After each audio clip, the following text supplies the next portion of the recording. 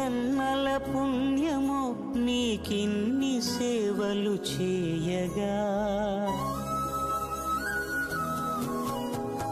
ఎన్ని జన్మల పుణ్యమో నీకిన్ని సేవలు చేయగా, ఎన్ని జన్మల పుణ్యమో నీకిన్ని సేవలు చేయగా, ఏడు కుండల దేవరా ఈ భాగ్యమంతా మాదిరా.